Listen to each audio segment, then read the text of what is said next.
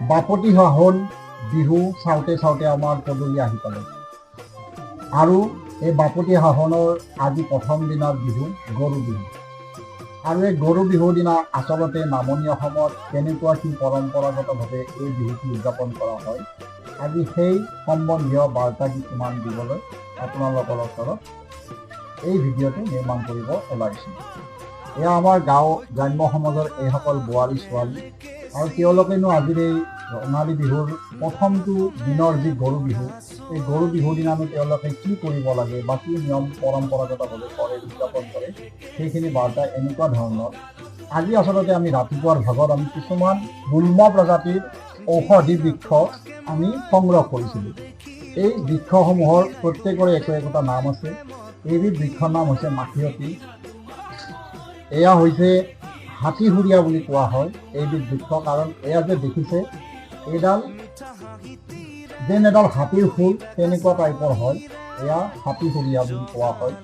হয়তো অন্য প্ৰান্তত ইয়াৰ নাম বিশেষো হ'ব পাৰে।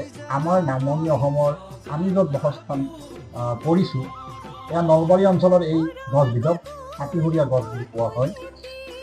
এয়া হৈছে আগ্ৰা গছ। ৰাতিপুৱাই সংগ্ৰহ কৰিছিলোঁ কাৰণে এয়া লেৰেলি গৈছে। এই গছবিধৰ নাম আগ্ৰা হয়। আৰু এয়া হৈছে এয়াও আগ্ৰা, আচলতে দুবিধ আনিছিলোঁ, আমি দুবাৰ আনিছিলোঁ। এয়া হৈছে বৰ বেহু। আমাৰ বেহু দুই প্ৰজাতিৰ আছে, এটা সৰু বেহু আৰু এয়া বৰ বেহু।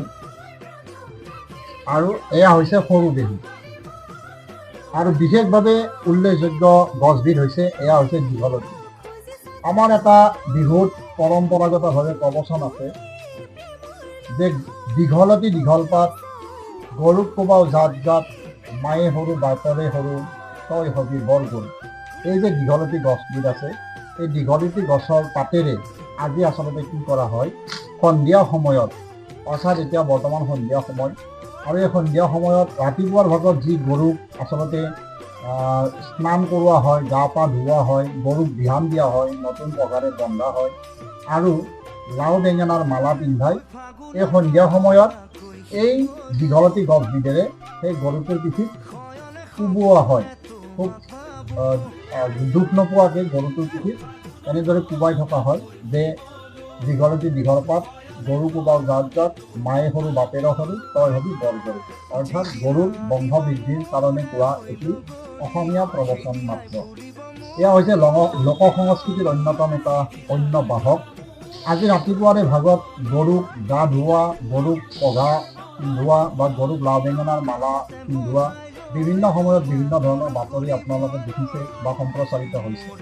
কিন্তু গৰু বিহুৰ দিনাই যে আচলতে আমি যে গৰমৰ দিন, এয়া যেতিয়া আমাৰ আচলতে এতিয়া গ্ৰীষ্মকালীন সময় আৰম্ভ হ'ল, আৰু আজিৰ দিনটোৰ পৰাই আমি নামনি অসমৰ মানুহখিনিয়ে আচলতে পূৰ্বপুৰুষৰ এই নিয়ম অনুসৰি বিচনী আজিৰ পৰাহে আমি ব্যৱহাৰ কৰোঁ বা বিচা হয়। কিন্তু এই বিচনীৰ বাহ লোৱাৰ আগত কি কৰা হয়, এই যে বোৱাৰীসকলক দেখিছে, তেওঁলোকে এয়া চোতালতে, আমাৰ সন্মুখত ঘৰৰ সন্মুখৰ এই চোতালত এয়া দেখিছে যে তাত আমি অলপ সময়ৰ পিছতে এই পুৰা জুই প্ৰজ্বলন কৰিম, আৰু এই প্ৰজ্বলন কৰা জুইখিনি এই বোৱাৰীসকলে যিখিনি তাত পুৰিব, এই বস্তুখিনি সেই জুইখিনিৰ ওপৰত দিয়া হ'ব, আৰু দিয়াৰ পিছত এই বিচনীখনেৰে এনেদৰে সেই জুইৰ হেৰিখিনি বিচি দিয়া হ'ব, আৰু তাৰ পৰা যি ধোঁৱা ওলাব, এই ধোঁৱা যেন আমাৰ সকলোতে বিয়পি পৰে। আৰু আচলতে ইয়াৰ এটা এনেকুৱা গুণো আছে, এয়া গোটেইখিনি হৈছে আচলতে ঔষধি গছ হয়। আৰু এই ঔষধি গছৰ যিহেতু বৰ্তমান সময়খিনি বসন্তকালীন সময়, আৰু এই বসন্তকালীন সময়ত আচলতে বসন্ত ৰোগৰ প্ৰাদুৰ্ভাৱ হয়। আৰু এই বসন্ত ৰোগ প্ৰাদুৰ্ভাৱ কেনেদৰে নিৰাময় কৰি বিভিন্ন ধৰণৰ ঔষধি বা আয়ুৰ্বেদিক শাস্ত্ৰত বিভিন্ন ধৰণৰ পদ্ধতি আছে যদিও, আজিৰ এই বিশেষ দিনটোত যদি এই চোতালত ধৰা এই পুৰা জুইৰ ওপৰত এই ঔষধি গছসমূহ আমি দি জ্বলোৱাৰ পিছত যি ধোঁৱা আচলতে তাৰ পৰা উৎপাদন হ'ব, সেই ধোঁৱাবিলাক আচলতে ঘৰৰ ভিতৰে বাহিৰে সকলোতে বিয়পি যাব লাগে, যাৰ ফলত এই ধোঁৱাই এই সমস্ত বসন্তকালীন ৰোগৰ যি বীজাণু সেয়া নাশ কৰে বুলি অন্য এক লোকবিশ্বাস বা ধাৰণা কৰা হয়। যাৰ কাৰণে এই ধোঁৱাখিনিও আজি প্ৰজ্বলিত কৰা হয়, আৰু আজিৰ পৰা এনেদৰে বিচনীত দা লোৱা হয়। আহক এতিয়া আমি আমাৰ বোৱাৰীসকলে কেনেদৰে জুইখিনি প্ৰজ্বলন কৰে সেইখিনি ভিডিঅ' দেখুৱাবলৈ যত্ন কৰোঁ।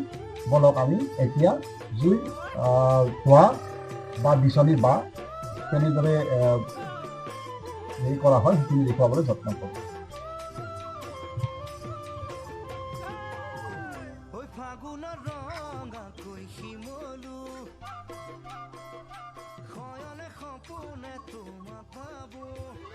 এয়া ইতিমধ্যে জুই প্ৰজ্বলিত হ'ল। আমাৰ গাঁৱৰ মহিলাসকলে বোৱাৰী ছোৱালীয়ে এয়া জুই প্ৰজ্বলিত কৰিলে আৰু এই জুইৰ ওপৰত এতিয়া যি বৃক্ষসমূহ গুল্ম প্ৰজাতিৰ বৃক্ষ আমি সংগ্ৰহ কৰিছিলোঁ এই বৃক্ষসমূহ তাত দিয়া হৈছে আৰু আমিও দিলোঁ। এয়া মাখিয়তী গছৰ পাত এনেদৰে দিবলৈ চালোঁ আৰু এতিয়া বিচনীখনেৰে বাঁহ দিব।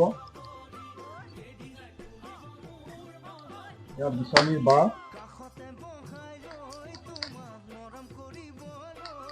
যেন সকলোতে বিয়পি পৰে। এয়া বিচনীৰ বাঁহ জুই যি ধোঁৱা প্ৰজ্বলিত হ'ল এই ধোঁৱা যেন সকলোতে বিয়পি পৰক আৰু বসন্তকালীন যি ৰোগ সেই ৰোগ যেন নিৰাময় হয় আৰু সকলোৰে সুখ শান্তি সমৃদ্ধিময় হওক। ৰঙালী ৰঙেৰে সকলোৱে উদ্ভাসিত হয়। অতি দুখৰ বিষয় এই ৰঙালী বিহুৰ সময়ত আজি আমাৰ মাজত প্ৰাণৰ শিল্পী জুবিন গাৰ্গ নাই। আমি অতিকৈ মৰ্মাহত আজিৰ এই বিশেষ দিনটোত অসমৰ হাৰ্টথকগৰাকীক আমাৰ মাজত দেখিবলৈ পোৱা নাই। তথাপিও তেওঁৰ আত্মাৰো চিৰ শান্তি বিচাৰিছোঁ এই প্ৰজ্বলিত হোৱা জুই পৰাৰ দ্বাৰাই। লগতে এই জুয়ে যেন সকলো অসূয়া অপ্ৰীতি নাশ কৰে তাৰ কাৰণেও কামনা কৰিলোঁ আৰু বসন্তকালীন সমস্ত ৰোগ নিৰাময় হোৱাৰ নিমিত্তে আজিৰ এই যি ভিডিঅ'টো নিৰ্মাণ কৰিলোঁ এই ভিডিঅ'টোৰে নামনি অসমৰ যি বাৰ্তা সেই বাৰ্তাখিনি আপোনালোকৰ ওচৰত দাঙি ধৰিলোঁ। পৰৱৰ্তী সময়ত এনেকুৱা আৰু নতুন নতুন বাতৰি দিবলৈ যত্ন কৰিম। আজিলৈ বিদায় মাগিছোঁ। নমস্কাৰ।